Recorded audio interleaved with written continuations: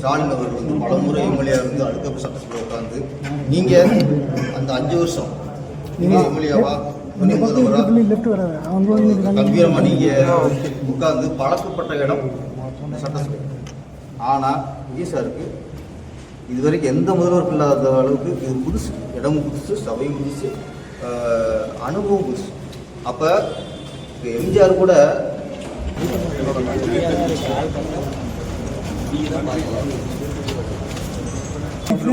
இல்லையா அவ்வளோதான்.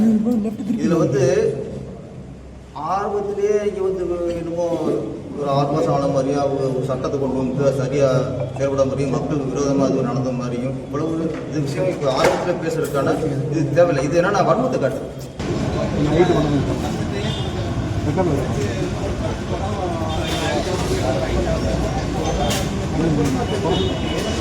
இந்த புதுசாலாம் பண்ணல பிரச்சனை. எம்ஜிஆர் அவர்கள் அவர் கட்சி ஆரம்பிச்சதுக்கப்புறம் திரைத்துறையில் அவர் மேனேஜர் வந்து ஆரம்பிக்கிறக்கூடிய திரைப்படத்துறையில் அவர் படம் கிருஷ்ண மேனேஜர் தான் ஆரம்பிக்கிறப்படும் அவருக்கு. அரசு வந்ததுக்கப்புறம் அவர் எம்எல்ஏ அவர் மந்திரி ஆகிறார். சிலர் நம்பிக்கைக்குரிய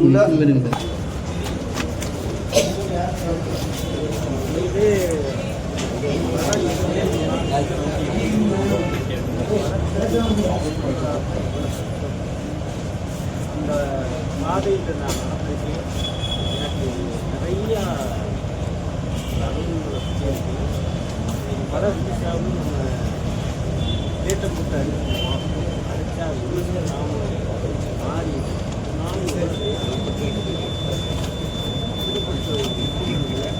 இன்றைக்கு இவ்வளவு நெருக்கப்பட்டாளர்கள்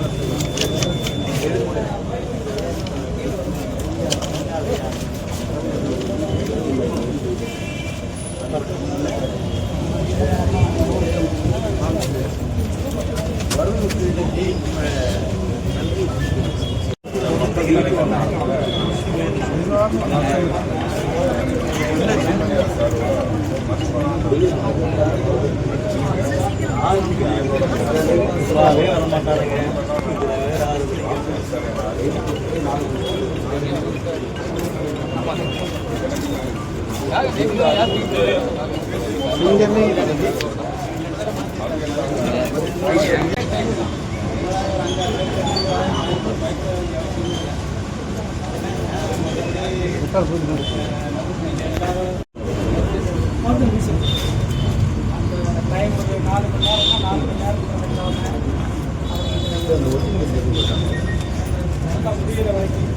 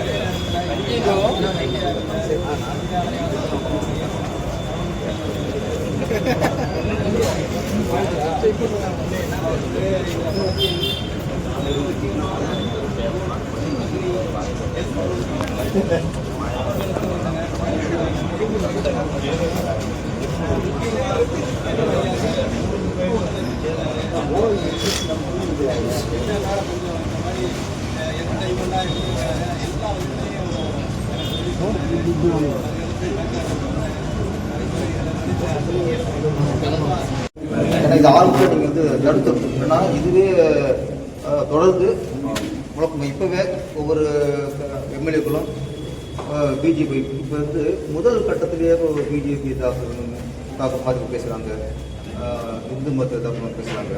அது தயவுசெய்து முதல்வர்கள் இது ஆரம்பத்தில் நீங்கள் கருத்துக்கு சட்டசபையில் யாராவது மத சார்பாக ஒரு வார்த்தை இழிவாக பேசினால் அது வந்து அரசு குறிப்பில் இருந்ததில்லை, சாரி சபை குறிப்பில் இருந்ததில்லை, சபையிலேருந்து அவங்கள நீக்கணும்.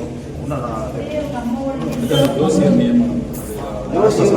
அவங்க வாங்கிட்டாரு, முடிச்சது. ஆனால் அது ஒரு பெரிய பிரச்சனையாக முதல் இதுலேயே ரொம்ப ஆக்ரோஷமாக பேசுகிறப்பனா ஒன்றும் இல்லை. எல்லா அரசியல் கட்சிகளும் அவங்க ஆங்கிலத்தை வரும்போது அவங்களுக்கான கூட வச்சுக்குவாங்க, வச்சுக்குவாங்க. இவங்க வச்சுக்கலையா? ஒரு இப்போ திமுக வந்ததுக்கப்புறமும் ஒரு இசை நாடகத்தில் உள்ள பொறுப்பு உள்ள முடியோ நிறையா கட்சிக்காரன் சார்ந்து வைப்பாங்க. இது எல்லா இதுவும் பண்ணுறது தான். இவர் அவங்கள மாதிரி இல்லாமல் 2 பேர் சொன்ன உடனே உண்மையிலேயே அந்த டக்குனு வாபஸ் வாங்கிட்டாரு. அதுக்கு விஜய் நான் பாராட்டேன். அதுக்கு விளக்கம் சொல்லிட்டு அது வாக்கு இல்லாமல் அவ்வளோதானே. உதயநிதி சார் சொல்லியிருக்காரு, இன்ஸ்டால வந்து நீங்க ரீல்ஸ் போடுற மாதிரி வந்து ஆட்சி அமைக்க கூடாது அப்படின்னு சொல்லியிருக்காரு. நீங்க எப்படி பாக்கலாம்?